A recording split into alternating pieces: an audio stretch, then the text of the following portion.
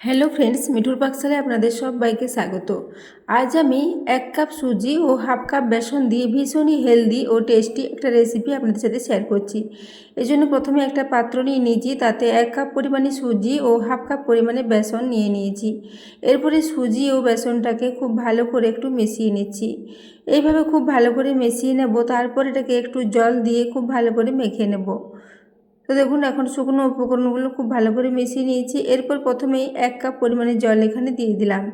পুরো জলটা দিয়ে এরপর খুব ভালো করে মিশিয়ে নেব। যেহেতু এখানে 1 কাপ সুজি আছে, তাই পুরো জলটাই এখন সুজিটা টেনে নেবে, দিয়ে অনেকটাই এটা ঘন হয়ে যাবে। তো দেখুন, আমি এরপর এটাকে খুব ভালো করে মিশিয়ে নিচ্ছি। তো বন্ধুরা, আজকের রেসিপিটা সম্পূর্ণ নতুন ধরনের একটা রেসিপিটা ভীষণ টেস্টি মতো রেডি হয়েছিল। অবশ্যই রেসিপিটা আবার বাড়িতে ট্রাই করবেন এবং রেসিপি ভালো লাগলে অবশ্যই একটু বন্ধুদের সাথে শেয়ারও করে দেবেন এবং ভালো লাগলে একটা লাইক করতে ভুলবেন না। তো দেখতেই পাচ্ছেন, মিশ্রণটা খুব ভালো করে মেখে নিয়েছি। এখন এটা খুবই মিডিয়াম ঘনত্বের একটা ব্যাটার মতো হয়েছে। তো এরপর এটাকে এইভাবে রেডি করে নিয়ে ঢাকা দিয়ে রেস্টে প্রায় 5 মিনিটের জন্য রেখে দেব। তো দেখুন, ব্যাটারটা খুব ভালো করে মিশিয়ে রেডি করে নিয়েছি। এটা এখন সাইডে 5 মিনিটের জন্য রেখে দিলাম। এদিকে আমি অর্ধেকটা পরিমাণে গাজর নিয়েছি, এটাকে একটু গ্রেটারের সাহায্যে গ্রেট করে নিচ্ছি। তো এখানে অর্ধেকটা গাজর নিয়েছি, পুরো গাজরটাকে এখানে গ্রেট করে এর সাথে মিশিয়ে নেব।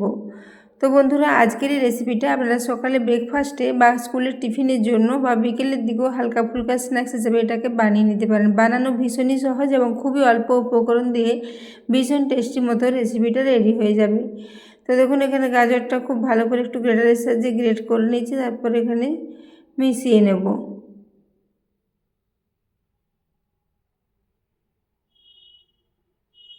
তো গাজরটা পুরো দেখুন খুব ভালো করে গ্রেট করে নিয়েছি। এরপর দিকে ঢাকাটা খুলে নিলাম। এরপর দিয়ে দিচ্ছি এই গাজরের গ্রেট করে নেওয়া অংশগুলো দিয়ে দিলাম। এরপর এখানে দিয়ে দেব আলু। তো সেই জন্য আমি একটা বড় সাইজের আলুকে আগে থেকে এভাবে গ্রেটারের সাহায্যে গ্রেট করে আলুটাকে পরিষ্কার করে ধুয়ে জলটা ঝরিয়ে রেখেছিলাম। এরপরে পুরো আলুটা এর সাথে দিয়ে দিচ্ছি। আলু ও গাজর দেওয়ার জন্য এই টেস্টটা ভীষণই ভালো হবে। তো দেখুন, পুরো আলুটা এখানে দিয়ে দিয়েছি।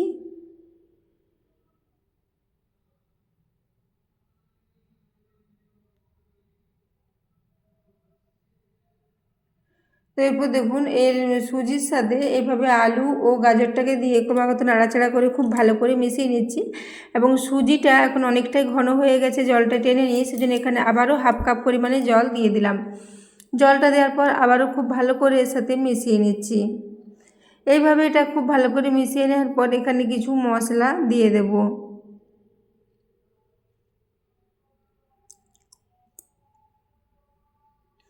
তো দেখুন, এরপর এখানে মশলার মধ্যে দিয়ে দিচ্ছি প্রথমে হাফ টিস্পুন পরিমাণে গোটা জিরে, ওই সাথে দিয়ে দিচ্ছি হাফ টিস্পুন পরিমাণে এখানে ধনের গুঁড়ো।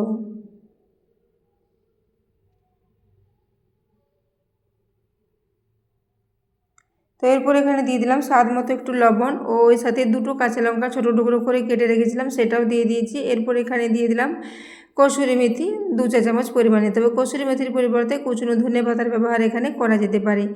এরপর সব কিছু খুব ভালো করে এভাবে একটু মিশিয়ে নিচ্ছি।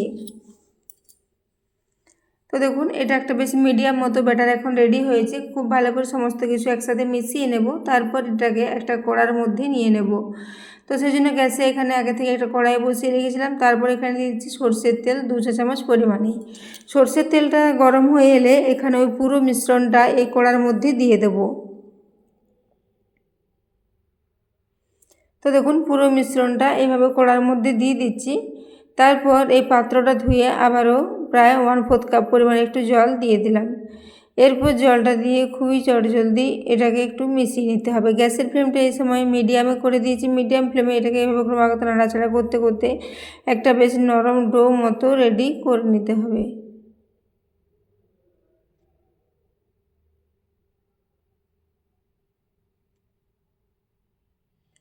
তো দেখুন, এইভাবে এটাকে ক্রমাগত নাড়াচাড়া করে একটা বেশ ডো মতো রেডি করে নেব। প্রায় 4 থেকে 5 মিনিট মতো সময় লাগবে এটা রেডি হতে, তার মধ্যে এটা খুব ভালো মতো রেডি হয়ে যাবে। তো বন্ধুরা, আজকের রেসিপিটা কেমন লেগেছে অবশ্যই কমেন্ট করে জানাবেন এবং রেসিপি ভালো লাগলে অবশ্যই চ্যানেলটি সাবস্ক্রাইব করে আমার পাশে থাকবেন। তো দেখতেই পাচ্ছেন এটাকে এইভাবে ক্রমাগত নাড়াচাড়া করতে করতে একটা বেশ নরম ডো মতো তৈরি করে নিচ্ছি।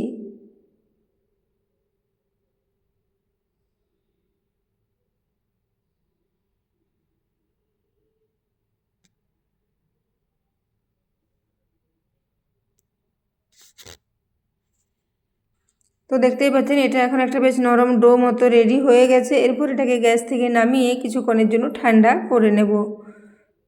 তো এইভাবে দেখুন ডোটা রেডি করে নিয়েছি। এরপর এটাকে গ্যাস থেকে নামিয়ে কিছুক্ষণ ঠান্ডা করে নিয়েছি। এখন এটা হালকা গরম আছে। এই অবস্থায় এটাকে এইভাবে একটু খুব ভালো করে ঠেসে ঠেসে মেখে নিচ্ছি, যেটাকে খুব ভালো মতো মসৃণ করে ডোটাকে রেডি করে নিচ্ছি। তো এখন দেখুন ডোটাও খুব ভালো করে রেডি হয়ে গেছে। তারপর এখান থেকে খুবই অল্প অল্প করে লেচি নেব আর এগুলোকে ছোট্ট ছোট্ট টিকিয়ার আকারে রেডি করে নেব।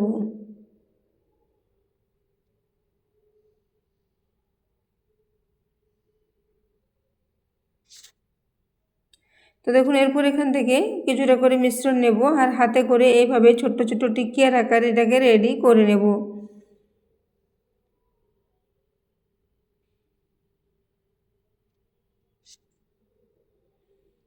তো দেখুন প্রথমে হাতে করে একটু গোল গোল করে এইভাবে চ্যাপ্টা চ্যাপ্টা করে সাইডগুলো একটু মুড়ে ঠিক করে নিচ্ছি, তাহলে এগুলো ছোট্ট ছোট্ট বেশ টিকিয়ার মতো রেডি হয়ে যাবে।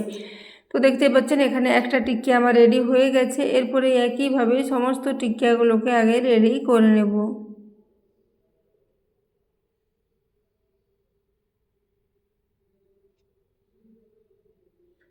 তো দেখুন এখানে একটা টিকিয়া রেডি হয়ে গেছে। ওই একইভাবে সবগুলোকে রেডি করে নিয়েছি। এদিকে আমি গ্যাসে একটা ফ্রাই প্যান বসিয়ে দিয়েছি, তাতে দিয়ে দিচ্ছি প্রায় 3-4 চামচ পরিমাণে অলিভ অয়েল। আজকের রেসিপিটা আমি অলিভ অয়েলে রেডি করেছি, আপনারা যে কোনো ধরনের রান্নার তেলে এখানে ব্যবহার করতে পারেন। অলিভ অয়েলটা দেওয়ার পর তাওয়ার চারদিকে খুব ভালো করে ছড়িয়ে নিয়েছি এবং তাওয়াটা খুব ভালো মতো গরম হয়ে এসেছে। এরপর গ্যাসের ফ্লেমটা একদম লোতে করে দিয়ে এখানে সমস্ত টিক্কিয়াগুলো দিয়ে দেবো। তো সবগুলো একেবারে দেওয়া যাবে না, অর্ধেকগুলো পরিমাণে টিক্কিয়া এখানে দেবো এবং বাকি অর্ধেকগুলো রেখে দেবো পরের ব্যাচে করার জন্য।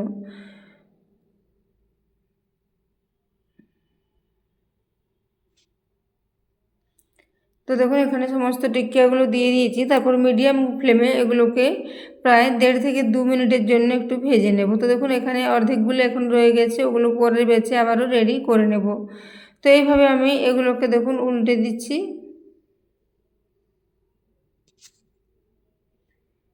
তো এরপর আমি একে একে সবগুলোকে উল্টে নিচ্ছি। নিচের দিকটা দেখুন এখন একটু বেশ হালকা হালকা কালার এসেছে। এরপর এগুলোকে এভাবে উল্টে নিতে হবে।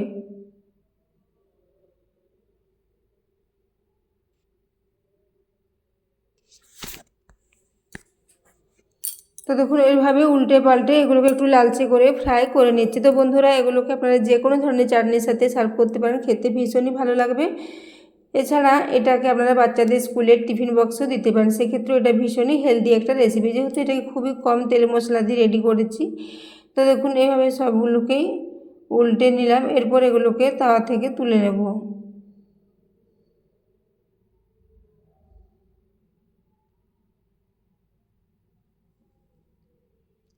তো এইভাবে দেখুন এগুলোকে তুলে নিচ্ছি। এইভাবে একটা প্লেটের মধ্যে সবগুলো তুলে নেব। এরপর এগুলোকে দ্বিতীয় ব্যাচে আবারও যে কটা রয়েছে সেগুলোকে একইভাবে এখানে ফ্রাই করে নেব।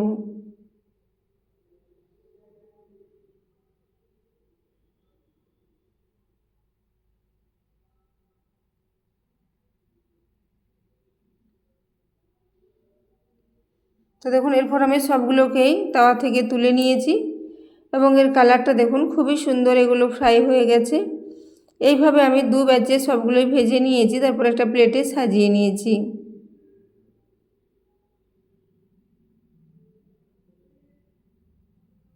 তো দেখুন এরপর একটা আওয়াজটা আপনাদের দেখিয়ে দিচ্ছি। উপর থেকে ভীষণই খাস্তা ও মুচমুচে, ভেতরটা ভীষণই নরম। তো বন্ধুরা আজকে রেসিপিটা অবশ্যই বাড়িতে একবার ট্রাই করবেন এবং ভালো লাগলে কমেন্টে জানাতে ভুলবেন না। তো দেখুন এরপর এগুলোকে ভেঙে দেখিয়ে দিলাম। উপর থেকে ভীষণই খাস্তা ও মুচমুচে এবং ভেতরটা ভীষণই নরম। তো বন্ধুরা এতক্ষণ পর্যন্ত রেসিপিটি দেখার জন্য আপনাদের অশেষ ধন্যবাদ।